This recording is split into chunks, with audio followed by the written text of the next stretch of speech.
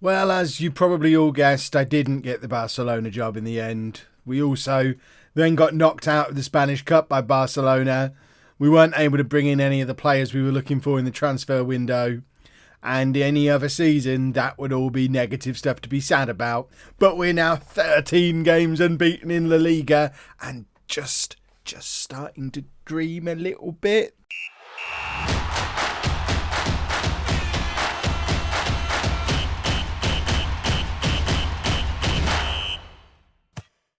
Hello and welcome to Club 6 Part 9 of Non-League to Legend. I'm Kevin. Coming up on today's episode, we have two away games in La Liga. We're away against Athletic Bilbao and Real Sociedad.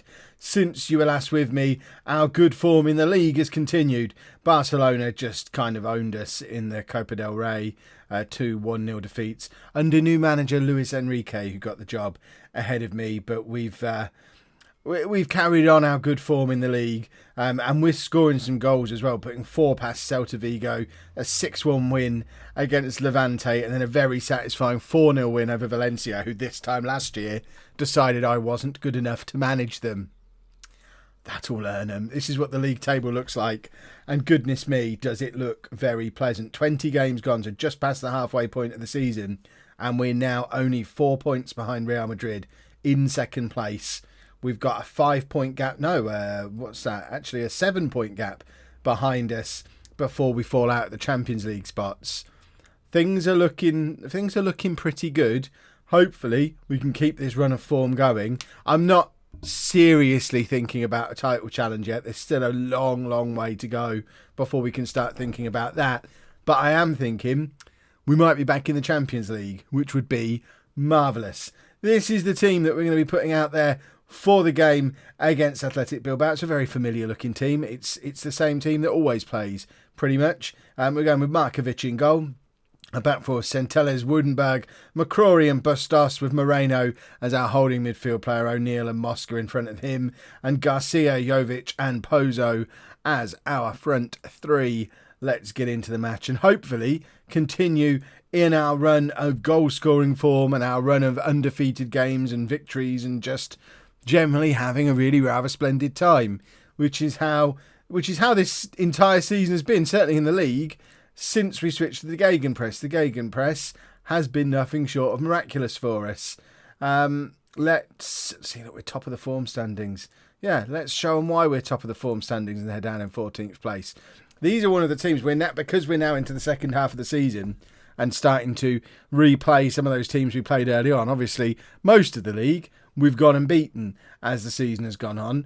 But these first few, these were the ones who gave us our difficult start to the season. The first 5 or 6 games when we were still trying to do controlled possession. I don't actually remember how we got on against Athletic Bilbao. They might be one of the 2 games we won earlier on in the season. But either way, we want revenge. Even if we beat them last time, we want revenge. And the fact that they've gone 1-0 up after 12 minutes means we want double revenge with bells on. Please tell me I'm not going to be done by the curse of closing the game down in a good run of form. Again, it's done me so many times over the years, but I like my MacBook form that I've been in at the moment. If we don't have a good episode today, then I'm going to start recording the videos on the MacBook where form seems to be wonderful. I am a little bit concerned because I think there's been another patch come out for Football Manager in the last 24 hours or so, which could have just ruined our good run of form as well. It might have been the patch that made us good, but fingers crossed it wasn't. Pozo now to take the corner. Corner comes across looking for Garcia, the shortest man on the pitch. So obviously he doesn't get anywhere near it. And they're overwhelmed. I think that means it's time for us to have It's time for us to have 10 minutes of passion. 10 minutes of passion against a bunch of overwhelmed people. That feels like a route to success. We just need to create something. We're doing all right keeping hold of the ball.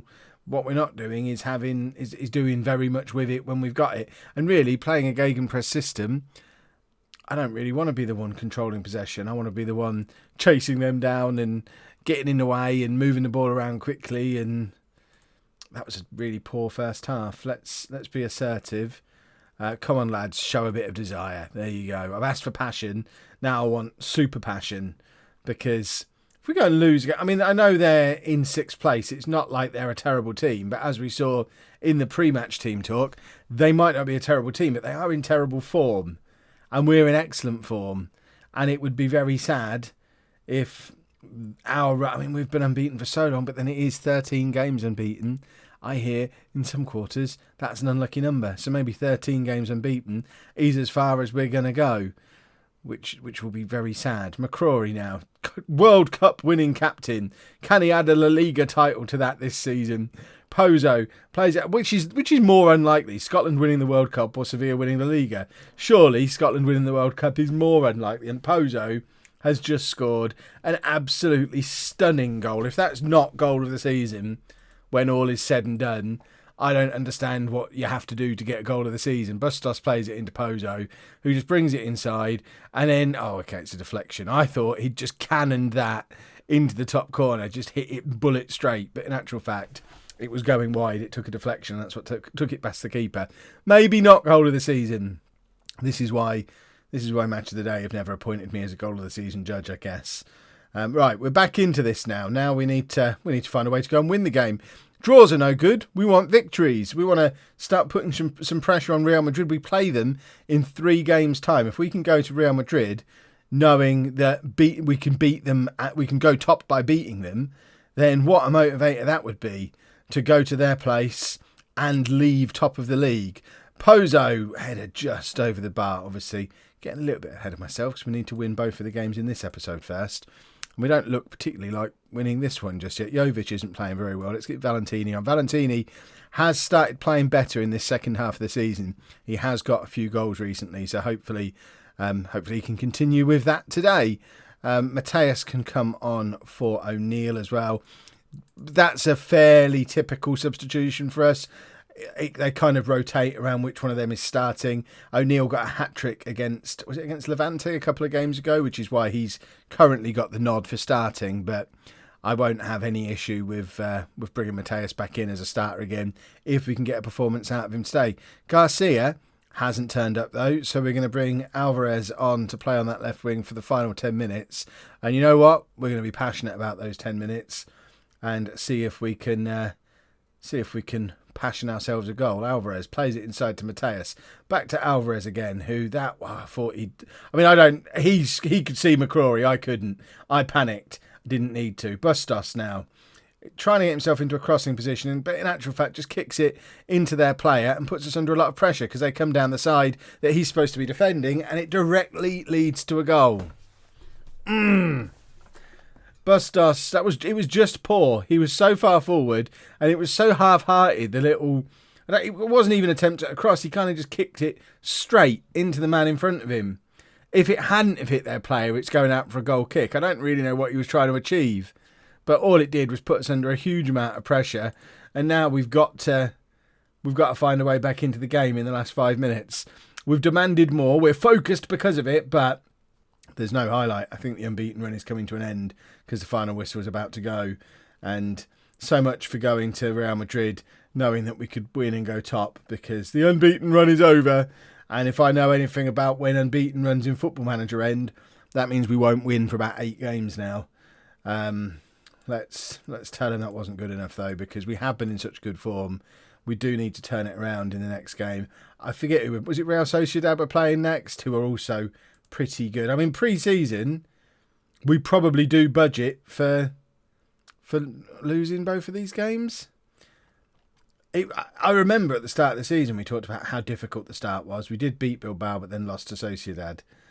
It was just a difficult run of games all the way through, really.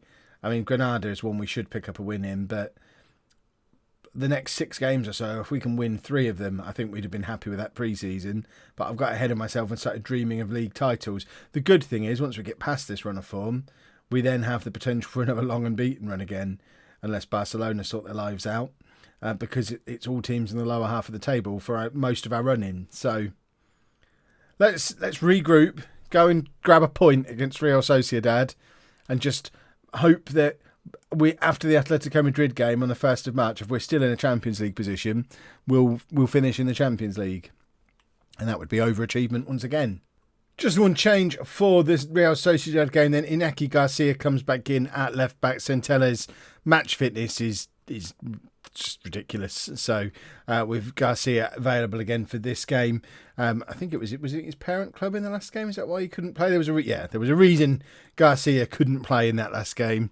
It was because they were his parent club. But he comes back in. Other than that, we are unchanged because, like I said before, this is pretty much our team. We don't have much in the way of other options. I guess we could bring Valentini in. We could bring Mateus into the midfield. But I don't think either of those changes are necessarily improving the team or improving our chances. They're rotating similar players into the team. And I think this combination has been in good form for a long time. Let's avenge whatever happened last time against Real Sociedad and hopefully pretend the Athletic Bilbao game never happened. That's the important thing. I'm all about pretending bad things never happened.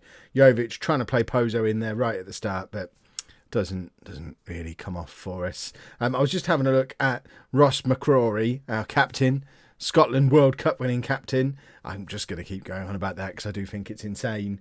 He's also a former Serie A winner with Juventus as well. So if anyone is in a position to lead us to La Liga glory this season, it's Ross McCrory. He's 32 years old now. He's not going to have many more chances to pick up another winner's medal. He's not going to win anything more internationally now, I wouldn't think, at 32. So winning La Liga this year, it'd be a nice way to finish off what's been quite a good year for him. Starts the season with a World Cup win, ends it with a very unlikely La Liga win. But of course, to get back on track with that, we do need to win today. We then need to beat Real Madrid when we play them very soon. And we need to get back into winning ways. And I hope Real Madrid fall apart a little bit because there is a 6-point gap between us and them again now. Thanks to that pesky Athletic Bilbao. McCrory plays it all the way back to number 2, Markovic, who is he's coming a long way out. Finds O'Neill. There's Garcia. Garcia has been very quiet this episode after being very good all season so far, but finds Pozo there. Pozo's been brought down, and that should be a penalty. We're talking to the man with the telly. We haven't gone over to the little telly because we don't need to, and we have a penalty. Who's that taking it? It is Garcia himself, and he scores. Real Sociedad 0, Sevilla 1 just before half-time. 10th goal of the season for Garcia, which is more than any of our players got last year. He's our top scorer by quite a distance, I think. I think he's a player where if we don't get... That's Pontus Dahlberg in goal, formerly a Fulham reserve goalkeeper on loan from Watford, I believe. But yeah, if we don't finish in the Champions League spots this season, I think we lose Garcia. I think there's a chance we lose him regardless. I think he probably is too good for us and we'll go on to bigger and better things. I guess if we were to win the league, he might stay though. I know with I haven't done an underdogs team talk for ages. They're not bothered. Probably because we're 1-0 up. And they're thinking, what do you mean underdogs? You numbskull. We're winning. We've outplayed. We're not just winning, we've outplayed them. And you've come in here and told us to just do your best. We're the underdogs. Well, are we though? Are we the underdogs? Right. I'm looking at fitness levels now. I am seeing how low Centelles or whatever his name's supposed to be, seeing how low his match fitness was, does make me think I should be doing a little bit more in the way of squad rotation. Jovic is in there. Forget about discussing squad rotation. I thought Garcia was well clear as top scorer. Apparently he's not, because Jovic has just got his 9th for the season, so he's only 1 goal behind. If Jovic can grab another one today, then he's going to pull level with Garcia, and we've got 2 players in double figures. That would be a ridiculous world to live in when our top scorer last year only got 8 goals. It's a lovely finish from Jovic as well, set up by Pozo, and once again our front 3 playing very, very well. Today joined by our back 4 playing very, very well. If the midfield 3 want to join in at any point, no one's going to be offended by that. Mosca can come off, Mateus can come on for him, and this guy, I'm not sure he's one that I've shown you so far. He's another one who has emerged from the youth setup, but I'm going to bring him on now so you can have a look at him. But he's only 19 years old, 2-star current ability, 5-star potential as a defensive midfield player. And he's going to come on for Moreno now, just to send Moreno the message that just because he's my hero doesn't mean he's immune to getting substituted. I think what that also means, the emergence of him this season, is that Horvath, one of the players we did keep around last year, that was probably caused the most confusion. I think he's going to be moving on in the summer, as will Centelles. And what a goal from Paul O'Neill. 7 goals this season now for him. This is what happens when you sign a 19-year-old World Cup winning wonder kid. He is 20 now, but still a wonder kid, still a World Cup winner, and getting better all the time. And what a finish this is from O'Neill. I mean, that's just a bit special. Real Sociedad 0, Sevilla 3. And it looks like we're back to the team that I remember from playing all those games where we weren't losing matches. Jovic plays it across to Mateus. So we're rampant now. We're going to grab number 4. No, apparently we're going to let them score a goal because they're in here. And Markovic makes the save. What a save from Markovic. Someone pointed it out in the comments the other day. Remember, we signed Markovic as a backup and he's been thrown into playing first team football for the first time in his career, really. He's always been a backup before we arrived here. And B, we signed him for £1.4 million. We sold the guy who he replaced for 10 times that. So the fact that Markovic has had a half decent season, I think he's a very impressive piece of business as well. That transfer window, I thought it was good at the time. I think it's going to go down in history as probably my best ever transfer window. Looking back 22 games on now, I know we're form-wise, we're not actually doing any better than we were this time last year, but I'm very happy with this team that we've got now. And to have some of the exciting youngsters that we've got, both our homegrown ones and the likes of O'Neill, who's come in from elsewhere and is just brilliant. The future is very bright here at Sevilla. And there's Jovic, there's O'Neill again. Are we going to grab a 4th just before the end? No, Dahlberg does hold on to it this time. I'm impressed to see him playing for a decent club at a decent level because he never got in my Fulham team. He clearly sorted himself out after that disappointing loan that he had, however many years ago that was now. Alvarez, another one of those promising youngsters that we brought in from elsewhere. Doesn't have time to do anything with it, but we do pick up an impressive victory, a 3-0 victory against a Champions League rival. I think you do get a passionate, that was special, because that was special. That's the kind of form we need to carry through into the rest of this run of difficult games before the fun games start again. And I think that's probably where we're going to pick things back up. We're going to probably play the next 5 or 6 games, come back here somewhere, and then by then we're going to know whether we're in the Champions League hunt, whether we're in a title race, and we can decide at that point how many more episodes we need to fit in this season, depending on whether we're competing for things. I'm thinking if we're going to be challenging for the title, which I hope we are, we'll probably do an episode there, one around here, and then one at the end to finish things off. But things are looking pretty good at Sevilla at the moment. We're certainly looking pretty good for a Champions League finish. And we are well in this title hunt as well. It's a 3-horse race, and we're one of the 3 horses, which is smashing. If you have enjoyed that, please make sure you leave a nice big thumbs up on there for me. Subscribe to the channel for daily Football Manager videos. And thank you very much for watching.